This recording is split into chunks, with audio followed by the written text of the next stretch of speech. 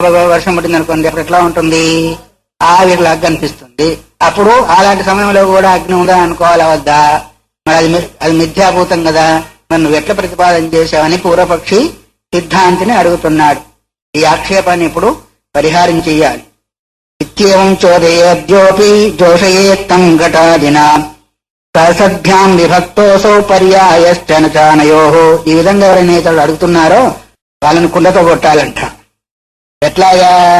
వాళ్ళకు ఎవరైతే ఈ విధంగా వస్తుందో కుండ ముల్ల వాడి చేత నోరు మూయించాలి అని. ఘటాదలయందు ఎట్లా అయితే మిథ్యాభూత అర్థము తెలియబడుతుంది. కుండ సత్యమైందా అసత్యమైందా, సత్యాసత్యమైందా? మరి మిథ్యాభూతం ఘటము సత్యాసత్యాల కంటే విలక్షణమైంది కాబట్టి ఈ సత్యాసత్యాలు రెంటికను కూడా ఒకదానిపిగా ఒకటి సంభవించే అవకాశము లేదు కుండ యందు. కానీ సత్యం అంటావా ఉత్తరక్షణంలో ఉండదు, అసత్యం అంటావా కనిపిస్తూ ఉంది, సత్యాసత్యాలంటా రెండొక దగ్గర ఉండే అవకాశము లేదు. మరి మిథ్యాభూతమైన వస్తువు సత్య వస్తువు ఉన్నందు ఉండదు అని ఎట్లాగంటున్నావు నువ్వు అంటే అని ఈ విధంగా సిద్ధాంతి సమాధానం చెప్తూ ఉన్నాడు. వాస్తవార్థ జ్ఞానం పుట్టింపని వాదిస్తూ ఉన్నావు కదా, మరి ఇక్కడ ఇప్పుడు కుండ అసత్యం అంటావా, దాంతో నీళ్లు వగైరా తీసుకొస్తున్నాం. అసత్యం అయితే నీళ్లు తీసుకొచ్చేదానికి అవకాశం ఉండదు కదా. మరి కుందేటు కొమ్ములాగా అసత్యం అంటావా, కనిపిస్తూ శూన్యం అని చెప్పేదానికి కూడా కాదు. ఎందుకంటే కార్య సంపాదన జరుగుతుంది కాబట్టి కుందేటు కొమ్ములో ఏ కార్యం కూడా జరగడం లేదు. మరి కుండతో నీళ్లు వగైరా తీసుకొస్తున్నాం కాబట్టి కుందేటు కొమ్ము వలె అసత్యమైంది కాదు, పోని పరమాత్మ మాదిరిగా సత్యమైంది కాదు. అందువల్ల మిథ్య అంటే ఇక్కడ ఏంటిది, లేదని అర్థం కాదు, సత్తు కాదు, అసత్తు కాదు, సదసత్తు కాదు, దానికి భిన్నమైంది మిథ్య, దాన్ని అనిర్వచ్యం అనే ఉద్దేశం చేసి చెప్తూ ఉన్నారు. కాబట్టి సత్యం అనేదానికి వీల్లేదు, సదసత్తు అనేదానికి లేదు, ఇంకోటి కూడా చెప్పేదానికి వీల్లేదు. కాబట్టి మరి ఘటంలో వ్యవహారం ఉందా లేదా? వ్యవహారం ఉంది, ఎందుకంటే నీళ్ళు వగైరా తీసుకొస్తున్నాం కాబట్టి వ్యవహారం ఉంది.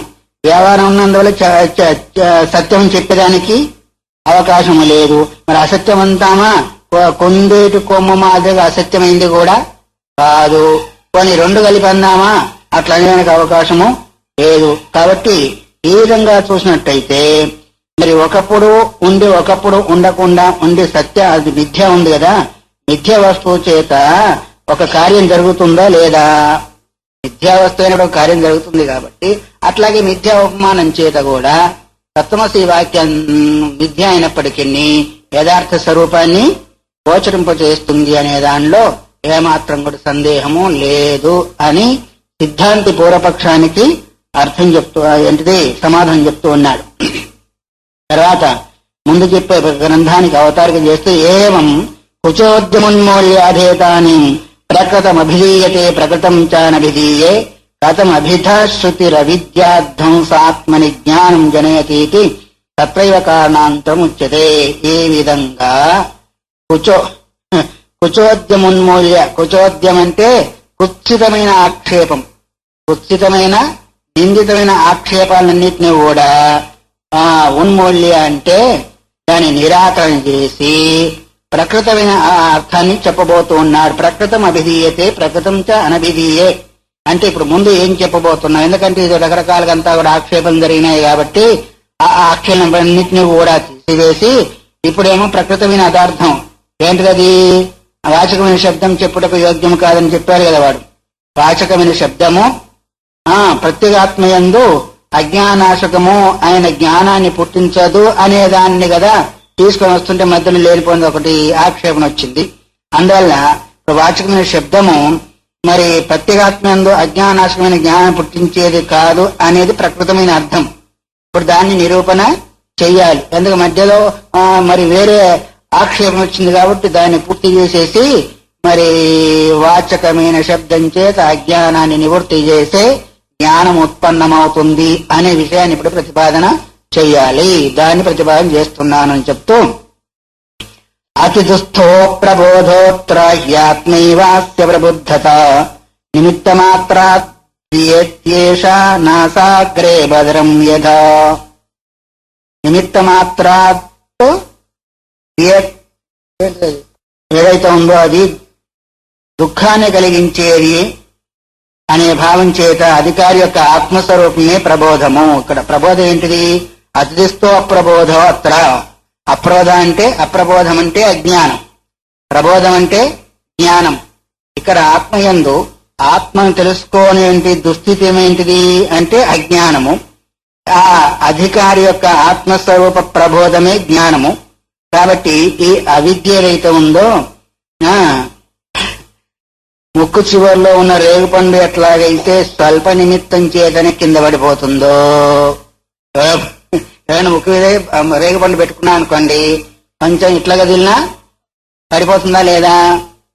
అట్లాగే ఆత్మ యొక్క జ్ఞానము ఆత్మ యందున్న అజ్ఞానాన్ని స్వల్పమాత్రం చేతనే నశింపజేస్తుంది అనేదాన్ని గుర్తు చేశాడు. ఆత్మజ్ఞానము తెలియంతను కదా, ఆత్మాను ఇటువంటిదని తెలియంతలము. మహావాక్యం చేత ఉత్థానమైన జ్ఞానం ఏదైతే ఉందో అది నిమిత్త మాత్రంగా, అంటే అతి స్వల్ప ప్రయత్నం చేతనే, ఏ ప్రయత్నం లేకుండా నశింపజేస్తుంది అని. మహావాక్యోక్త జ్ఞానం అజ్ఞానం నశింపజేయదు, అది అనిత్యమని కదా ఇంతవరకు వాదించుకుంటూ వచ్చాడు. ఎట్లా అయితే అతి స్వల్ప ప్రయత్నం చేతనే ముక్కు మీద రేగుపడ్డ కింద పడిపోతుందో, అట్లాగే అతి స్వల్ప ప్రయత్నం చేతనే ఆత్మోక్త జ్ఞానము ఆత్మస్థితమైన అజ్ఞానాన్ని నశింపజేస్తుంది అని చెప్తూ ఉన్నారు. ఎట్లాగైతే ప్రత్యేగాత్మంలో ప్రకాశ రూపమైన అప్రకాశ రూపమైన అవిద్య ఉంది. ఆత్మ యొక్క స్వరూపం ఏంటిది? ప్రకాశ స్వరూపము. సూర్యుడు ఉదయించగానే ఎట్లా అయితే అంధకారం చీకటి గబక్కన పోయిందా, తర్వాత పోతా అని చెప్తుందా? ఇప్పుడే కదా వచ్చారు, కొద్దిసేపు ఆగిన తర్వాత పోతానంటుందా చీకటి? సూర్యుడు రాగానే వెంటనే పోతుంది. ఆయన ఏమైనా ప్రయత్నం చేయాలా? చేయక్కర్లేదు.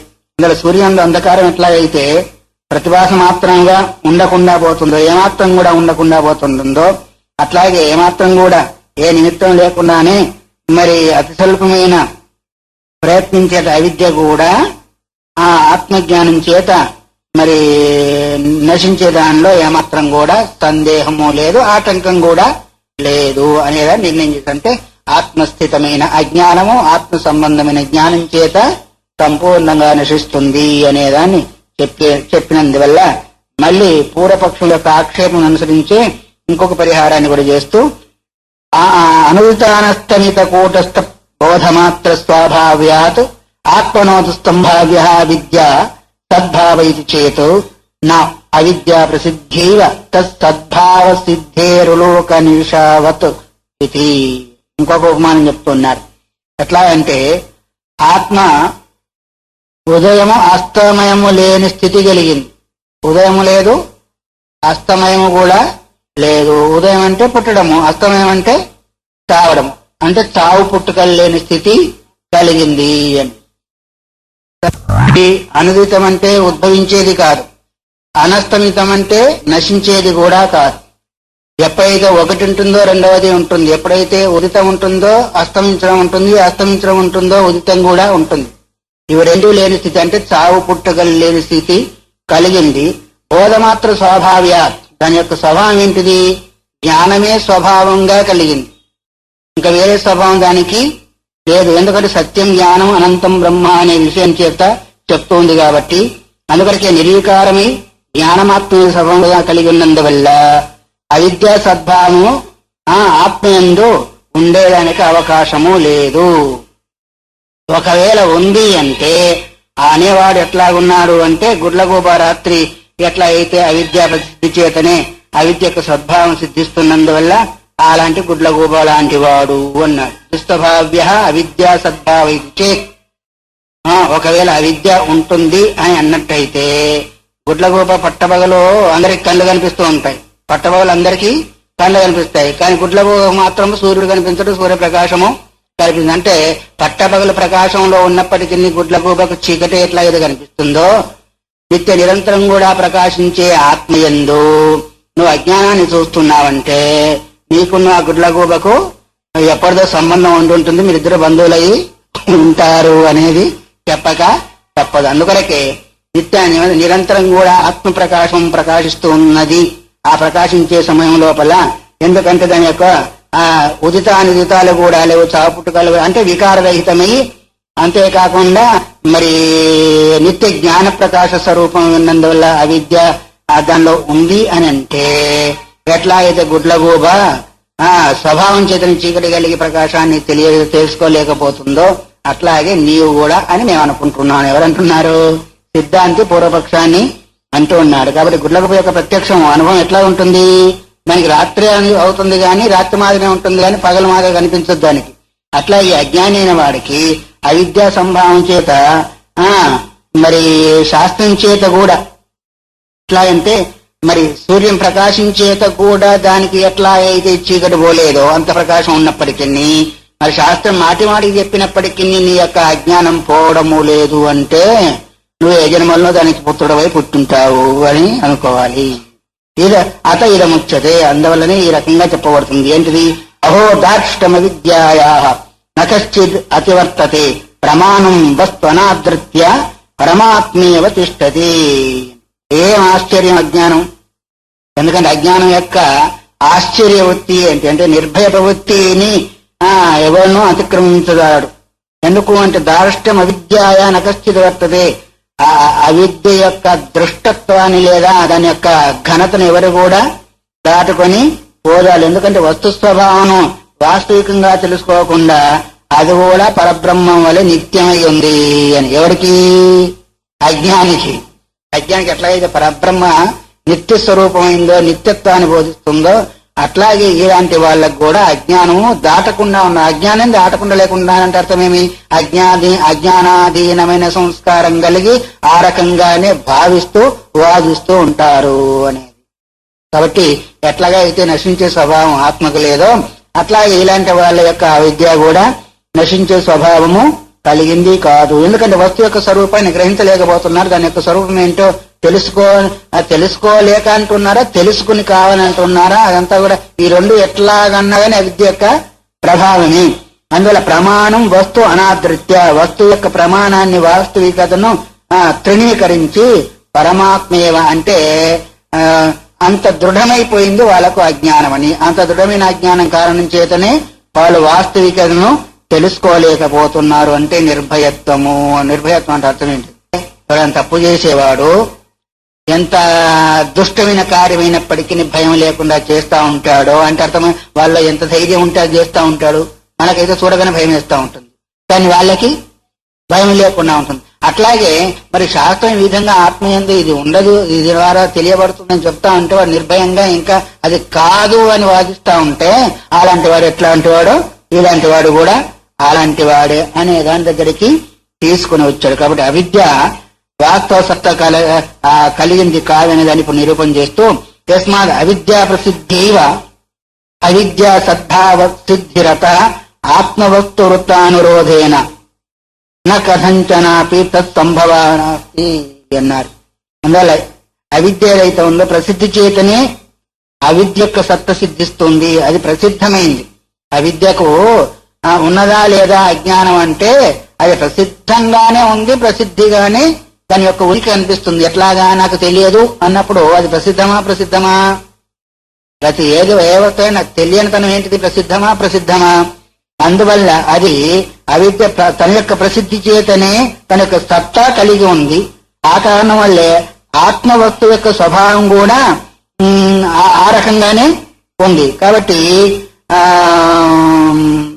అవిద్య అలాగనే కనిపిస్తుంది, తర్వాత విద్య కూడా అలాగనే కనిపిస్తుంది. ఎందుకంటే అవిద్య దాని యొక్క ఉనికి వాస్తవికముగా లేదు. ఎందుకంటే ఆత్మను ఆశ్రయించే ఉండాలి. అయినప్పటికీ అది దృఢంగా ఉన్నట్టుగా ప్రత్యేగాత్మక స్వభావం ఆలోచించి చూస్తే అవిద్య ఉందా లేదా అని చెప్పేదానికి కూడా వీల్లేదు. కానీ దాన్ని మాత్రం విచారిస్తే అది ఉన్నది అనిపిస్తుంది. ఆత్మను ఆధారంగా చూసినట్టయితే వాస్తవికంగా విద్య అనేది లేనే లేదు. కానీ ఆత్మను దృష్టిలో పెట్టుకోకుండా ఉన్నట్టయితే అనాది కాలం నుంచి దాని యొక్క ఉనికి కనిపిస్తూనే ఉంది. కాబట్టి ప్రత్యేగాత్మక స్వభావం ఆలోచించి చూసినట్టయితే అవిద్య ఉన్నదేమో అని సంశయించడం కూడా వీల్లేదు. ఎందుకంటే సూర్యుని యొక్క ప్రకాశం వచ్చిన తర్వాత చీకటి ఉందేమో అని సందేహిస్తామా? కానీ సూర్యుడు లేని సమయంలో మాత్రం దాని యొక్క ఉనికి సామాన్యంగా కనిపిస్తూనే ఉంటుంది. అట్లాగే ఆత్మ యొక్క స్వరూప జ్ఞానం కలిగినంత వరకు ఉందేమో ఉంటుందేమో అని సందేహం మాత్రం చేతనే కనిపిస్తుంది. కానీ అవిద్య దృష్టిని ఉంచి చూసినట్లయితే అవిద్య ఉన్నట్టు తోస్తుంది. కానీ ఆత్మ యొక్క దృష్టి నుంచి చూస్తే అవిద్య ఉంటుందా? చీకటి అందు దృష్టి పెట్టి చూస్తే చీకటి ఉంటుంది, కానీ సూర్యుని అందు దృష్టి పెట్టి చూస్తే చీకటి ఎట్లాగైతే లేదో అట్లాగే అవిద్య అందు దృష్టి పెట్టి చూడడం అర్థమేమి, నాకు తెలుసా తెలియదా, నేను ఉన్నానా లేనా అనే భావం చేత ఒకవేళ విచారిస్తే అవిద్య ఉందనుకుంటాను. కానీ ఆత్మను దృష్టిలో పెట్టుకొని చూస్తే మాత్రం అవిద్య అనేది లేదే లేదు. ఎట్లాగైతే సూర్యుని దృష్టిలో పెట్టుకొని చూస్తే చీకటి ఉండదు, అట్లాగే ఆత్మను దృష్టిలో పెట్టుకొని చూస్తే అవిద్య కూడా ఉండదు. అందువల్ల యస్మాద్ అవిద్యా ప్రసిద్ధిగా అవిద్యా సద్భావ సిద్ధి, అవిద్య ప్రసిద్ధమైనప్పటికీ అవిద్య మనకు సిద్ధమైనట్టు కనిపిస్తుంది. కానీ ఆత్మ వస్తు వృత్తానురోధేన నా కథంచన నాపిత సంభావన, ఆత్మ దృష్టిలో పెట్టుకుంటే మాత్రం అది ఎప్పుడు ఉండేది కాదు, ఉండే అవకాశం కూడా లేదు. సంభావన అంటే అర్థమేమి, అవకాశం అంటే అవకాశం కూడా లేనే లేదు. ఇక్కడ దృష్టి మారిందా, వస్తువు మారిందా, దృష్టి మారింది. అందువల్ల అత యత ఆహా ఎందువల్ల అంటావా, జ్ఞానం యస్య నిజం రూపం క్రియాకారకవర్జితం సంభావనాప్య విద్యాయాస్తత్ర స్యాత్కేన హేతునా. ఆత్మ యొక్క స్వరూపం ఏంటిది, ఐదింటితే రహితమే, క్రియాకారకత్వాలు లేకుండా జ్ఞానమే స్వకీయమైన ఆకారం కలిగి ఉంది. జ్ఞానం యస్య నిజ రూపం, దాని యొక్క వాస్తవిక స్వరూపం ఏంటిది, జ్ఞానం. ఆత్మ యొక్క స్వరూపం ఏంటిది, జ్ఞానమేవ ఆత్మ కదా. ఇంకేంటిది, క్రియాకారక వర్జం, క్రియ లేదు, కర్తృత్వం లేదు, భోక్తృత్వం లేదు, ముందు చెప్పుకున్న 5 కూడా లేవు.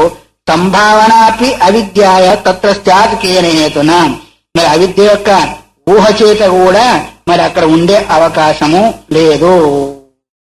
సంభావనను అక్కడ ఉండే అవకాశము అట్టి ఆత్మయందు, ఎందుకంటే జ్ఞానమే స్వరూపంగా కలిగిన దాని యందు అజ్ఞానం ఉంది అంటే, ప్రకాశమే స్వరూపంగా కలిగిన సూర్యుని యందు చీకటి ఉంది అంటే అది ఎక్కడ కూడా ఒప్పుకొని పని. అట్లాగే జ్ఞానమే స్వరూపంగా కలిగిన క్రియాకారకత్వాలు లేకుండా ఉండే స్థితి యందు, సత్తా యందు అజ్ఞానం ఉంది అంటే అది అటువంటిది. చెప్పండి, పంచదారతో చేయవలసిన చిలక యందు ఉప్పుగా ఉంది అంటే ఎవరైనా ఒప్పుకుంటారా? పంచదార కలితే వేరు సంగతి, ఇక్కడ కలిసి కావచ్చు కానీ అక్కడ కలిసి కాదు కదా. మరి జ్ఞానమే స్వరూపంగా కలిగి కర్తృత్వ భోక్తృత్వాది రహితమైన ఆత్మయందు అజ్ఞానం ఉన్నది అంటే సంభవమైన విషయమేనా, అది సంభవించే అవకాశమే లేదు అనేదాన్ని చెప్పి, సోయమేవ అనుదిత అనస్తమిత అవగతి మాత్ర శరీర ఆత్మాపి నా ఆత్మాపి సన్న విచారిత ప్రసిద్ధ అవిద్య మాత్ర వ్యవహిత ఏవ అతదైవ ఈక్షతే యతో అత. ఏం చెప్తున్నాడు అంటే, ఈ ప్రకారము నా ఉదయాస్త శూన్యమైన చైతన్యం మాత్రమే స్వరూపంగా కలిగిన పూర్వ ప్రతిపాదితమైన ఆ ప్రత్యేగాత్మ, పూర్వం ఏం చెప్పారు, దానికి పుట్టుక లేదు, నష్టం లేదు, క్రియాకారకాలు లేదు అని స్వరూపం కలిగిన ఆ ప్రత్యేగాత్మ మరి స్వయం ప్రకాశుడై ఉన్నందువల్ల అవిచారకాల ముందు మాత్రమే అజ్ఞాన మాత్రం చేత వ్యవహితుడై అస్వంప్రకాశం వల్ల కనిపిస్తూ ఉన్నాడు. ఎప్పుడు వాని యొక్క స్వరూపం ఏంటిది అంటే అనానష్టమిత అనేది, అంటే చావు పుట్టుక లేని స్థితి కలిగి ఉండి దుఃఖాలు లేకుండా ఉండే ఆత్మయందు విచారణ లేని సమయంలో మాత్రమే అజ్ఞానం కలిగినట్టుగా ఉంటాడు. గాని ఒకరు విచారించినట్టయితే ఆ విచారణ ద్వారా ఎప్పుడైతే అజ్ఞానం నశించిపోతుందో అప్పుడు ఇవన్నీ కూడా ఆ ప్రత్యేగాత్మకు కూడా సంభవించవు. అందుకే అజ్ఞాన మాత్ర వ్యవహితుడై ఉన్నాడు అస్తప్రకాశుని వలె. ఎట్లాగైతే సూర్యునికి మనకు మధ్యలో మేఘం ఉంటే సూర్యుడు ప్రకాశించడం లేదు అని మనకు అనిపిస్తుందా లేదా? వాస్తవంగా ప్రకాశిస్తున్నాడు సూర్యుడు, మధ్య మేఘలో వచ్చింది, ఎట్లా గాలి వచ్చి ఆ మేఘం పోతే వాస్తవిక స్వరూపం ఉంటుందా లేదా? అట్లాగే ప్రత్యేగాత్మ కూడా అజ్ఞానమే స్వరూప, అజ్ఞానమే అడ్డగోడగా ఉంది. ఎప్పుడైతే విచారణ ద్వారా అది తొలగిపోతుందో అప్పుడు స్వప్రకాశుడా పరప్రకాశుడా దుఃఖమా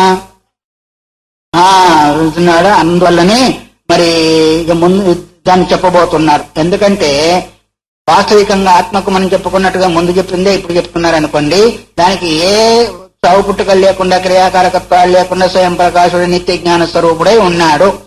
మరి నేను అజ్ఞాని ఎప్పుడు అంటున్నాడు? అజ్ఞాని దాన్ని తెలుసుకోలేని కారణం చేత అంటున్నాడు. ఎప్పుడైతే విచారణ ద్వారా తన యొక్క స్వరూప జ్ఞానం కలుగుతుందో అజ్ఞానం తొలగినందువల్ల తాను స్వయం అనుమానాదయం భావాద్యవృత్తో అభావమాశ్రిత తతోప్యస్య నివృత్త స్యాద్ వాక్యాదేవ బహుత్సత. ఈ ఆత్మ అనుమానం వల్ల దేహేంద్రియాది పదార్థాల వల్ల భేదం పొందినప్పటికీ ఏంటిది? ఆత్మ దేహ ఇంద్రియాదుల పదార్థాల వల్ల భేదం కలిగిన వాడు అంటే భేదం పొందినవాడంటే అర్థమేమి? ఆత్మ కంటే ప్రత్యేగాత్మ భిన్నమైన వాడు అనే భేదం, అంతే కదా. ఇంకేం భేదము? ఆత్మకి ఏది లేదు, శరీరాదులతో సంబంధం కలిగినందువల్ల ఏమిటి భేదం పొందిన వాళ్ళ వల్లే ఉంటాడు గాని వాస్తవికంగా తెలుసుకొని ఇచ్చగించిన ఈ ఆత్మకు ఆ అభావం వల్ల వ్యావృత్తి కలిగినందువల్ల ఎట్లాగా అనుమానాదయం భావాది వ్యావృత్త అభావమాశ్రిత. అభావం అంటే ఏంటిది? అజ్ఞానం. అజ్ఞానాన్ని ఆశ్రయించిన కారణం చేత దేహాదులయందు అభిమానం కలిగి నేను అది కాదు అనుకున్నాడు. ఎప్పుడైతే విచారణ ద్వారా అజ్ఞానం తొలుగుతుందో నివృత్త స్యాత్ వాక్యాదేవ బుభుత్సద. నేను ఎవడు అని తెలుసుకోవాలని అనుకున్న వాడికి జ్ఞానం దేని వల్ల కలుగుతుంది? వాక్యాదేవ, తత్వమసి మహావాక్యం కలుగుతుంది. ఎప్పుడది? ఎప్పుడైతే దేహేంద్రియాది పదార్థాల యందు భేదం పొందినందువల్ల దాన్ని ఏంటిది అసత్తాని అనుకున్నాడు. కానీ ఎప్పుడైతే వాస్తవిక స్వరూపం నాది ఏంటి అని తెలుసుకోవాలని ఆ స్వభావం కలిగినప్పుడు, బుభుత్స అంటే ఏంటంటే బోద్ధం ఇచ్చా బుభుత్స తెలుసుకోవాలని కోరిక కలిగినప్పుడు తన ఆవరించిన అజ్ఞానం ఎట్లా పోతుంది అంటే వాక్యాదేవ, వాక్య వృత్తి వ్యాఖ్య వృత్తి చేతన పోతుంది కానీ ఇంకో దాని ద్వారా వెళ్లే అవకాశము లేదు. నేను ఇటువాడిని నేను తెలుసుకోవాలి అని అనుకున్నప్పుడు, నా యొక్క స్వరూపం ఏంటిది అని అనుకున్నప్పుడు దేహాల కంటే విలక్షణమైన వాడని నేను అని నేను దేహాదులు నేను కాదు, దేహాదుల కంటే విలక్షణమైన శాస్త్రం చెప్తుంది. అయితే నేను ఎవరు, నా యొక్క స్వరూపం ఏంటిది అని ఈ విధంగా ఆలోచిస్తూ ఉంటే అప్పుడు ఏం చేసింది శాస్త్రము? తత్వమసి మహావాక్యాన్ని బోధించినందువల్ల, నీవు సాక్షాత్ పరబ్రహ్మ స్వరూపమే అని బోధించినందువల్ల అప్పుడు తెలుసుకుంటా, అయ్యో నేను ఇంతవరకు దేహాదులు ఏంది అభిమానం కలిగి ఉన్నందువల్ల నా స్వరూపం తెలియలేదు, ఇప్పుడు నేను నా యొక్క స్వరూపాన్ని తెలుసుకుంటా ఉన్నాను అనే భావన చేత దేహాదులకు విలక్షణమై తాను ఉన్నాననేది వాక్యం ద్వారానే తెలుసుకుంటాడు అని ఈ విధంగా చేసి మళ్ళీ ఇదివరకు ఒకసారి పూర్వపక్ష మాట చెప్పారు. దాన్ని ఇక్కడ తీసుకుని వచ్చి దాన్ని కూడా నివృత్తి చేస్తూ ఉన్నాడు. భావవద్ అభావాదపి వ్యావృత్తిరనుమానాదేవ కిమితి నభవతి ఇది చేర్చున్. భావ పదార్థం వలనే అభావ పదార్థం కూడా మరి విలక్షణత్వం అంటే అనుమానం వలనే ఎందుకు కాకూడదు? వాక్యం వలన ఎందుకు కావాలా? భావవృత్తి అభావవృత్తి రెండు చెప్పాడు కదా. భావవద్ అభావవాదపి, భావ పదార్థం కంటే విలక్షణమైంది ఏంటిది? నేను విలక్షణమైన అర్థం పూర్వోక్తంగా ఎట్లయితే వ్యతిరేక యుక్తుల చేత సిద్ధించిందో అలాగే అభావ వైలక్షణ్యం అంటే అన్వయ వ్యతిరేక యుక్తుల చేత ఎందుకు సిద్ధించకూడదు? మహావాక్యం చేత ఎందుకు సిద్ధించాలా? పూర్వం అన్నా కదా అన్వయ వాక్య వ్యతిరేకం అన్నాడు. అయితే ఇక్కడే అన్వయ వ్యతిరేకాలతో కూడుకున్న మహావాక్యం అసలు సిద్ధాంతి చెప్పింది. మహావాక్యాన్ని పక్కకు పెట్టి అన్వయ వ్యతిరేకాల చేతనే అభావవాక్యం కూడా ఎందుకు సిద్ధించకూడదు? తత్మ వీళ్ళు ఎంతసేపు ఈ వాక్యాన్ని ప్రతిపాదన చేస్తూ ఉన్నారు. కాబట్టి దీన్ని ముందు చెప్పాడు కాబట్టి దాన్ని ఇప్పుడు నిరాకరించే విషయం చేత నా వ్యావృత్తిర్యథాభావాత్ భావేనైవ అవిశేషత అభావాద్ అతి అభావత్వాదు వ్యావృత్తిర్న తథేష్యతే. భావం వల్ల వ్యావృత్తి సమానమైనందువల్ల భావం చేతనే అది కాదు, భావం చేతనే పోతుంది, అభావం అభావం చేతనే పోతుంది. దీని యొక్క అర్థం భావం వల్ల వ్యావృత్తి భావం చేతనే పోతుంది. ఎట్లాగైతే పోతుందో అట్లాగే అభావం వల్ల వ్యావృత్తి అభావం చేతనే పోతుంది గాని మరి ఇంకో దాని చేత పోదు. భావవృత్తి భావం వస్తువు భావం ద్వారానే పోతుంది, అభావ వస్తువు అభావం ద్వారానే పోతుంది గాని భావం చేత అభావం గాని అభావం చేత భావం గాని పోయే అవకాశం లేదు. నా వ్యావృత్తి యథాభావాత్ భావేనైవ అవిశేషత యథాభావాత్ భావేనైవ భావవృత్తి భావం చేతనే ఎట్లాగైతే పోతుందో అట్లాగే అభావాద్ అపి అభావత్వాదు వ్యావృత్తి అభావవృత్తి అభావం చేతనే పోతుంటుంది. దేహేంద్రియాది రూపమైన భావ పదార్థాల కంటే విలక్షణమైంది ఏంటిది? ప్రత్యేగాత్మ భావరూపమైనందువల్ల. ఎందువల్లంటే ప్రత్యేగాత్మ యొక్క భావత్వము దేహేంద్రియాల కంటే భావత్వము సమానమై ఉన్నప్పటికీ ఆత్మ యొక్క భావత్వమేమో దేహేంద్రియాది భావత్వాన్ని కంటే విలక్షణమైంది. దేహేంద్రియాలు మామూలుగా కనిపిస్తున్నప్పటికీ భావం అనుకుంటున్నాం. అట్లాగే శాస్త్రం ఏం చెప్పింది? ఆత్మ అది ఉనికి కలిగిందని చెప్తున్నాం. అంటే దీని భావత్వానికంటే దాని భావత్వం విలక్షణమైంది. దాని భావత్వము స్థిరంగా ఉండేది, దీని భావత్వమేమో తాత్కాలికంగా ఉండేది. దేహాంధ్రాదుల భావత్వమేమో తాత్కాలికము, ఆత్మ యొక్క భావత్వమేమో స్థిరంగా ఉండేది. కాబట్టి దేహాంధ్రాది భావాల కంటే కూడా విలక్షణమైందా కాదా? అందువల్ల దేని వల్లనంటే మరి పూర్వంలో చెప్పే అన్వయ వ్యతిరేకం చేసి సంపాదింపబడే జ్ఞానం ఏదైతే ఉందో అది దేహేంద్రాది విలక్షణ రూపమైన అభావం కంటే అన్వయ వ్యతిరేకం చేతనే సంపాదింపబడుతుంది. కాబట్టి అభావత్వము అనుమానం చేత సంపాదింపబడినందు చేసినందువల్ల దేని యొక్క అభావము? దేహేంద్రియాదుల యొక్క భావత్వము అనుమానం చేత కూడా తెలుస్తుంది, ప్రత్యక్షం చేత కూడా. కానీ అందుకొరకే ఆత్మకు భావ వైలక్షణ్యం మాత్రము అనుమానం చేత సంపాదింపబడుతుంది. కానీ వాస్తవికంగా చూసినట్టయితే ఆత్మకు అభావత్వం అనేది లేనిది, ఎప్పుడు స్థిరకాలంగా ఉండేది భావ పదార్థం అని చెప్పేదానికి అవకాశము ఉంది, చెప్పబడుతూ ఉంటుంది. కాబట్టి దాన్ని ఈ రూపంలో మీరు అవగాహన చేసుకోవాలని యతో నానుమానేన వ్యావిద్ధాశేష క్రియాకారక ఫలాత్మని స్వరాజ్యే అభిషేక్తం శక్యతే తస్మాత్.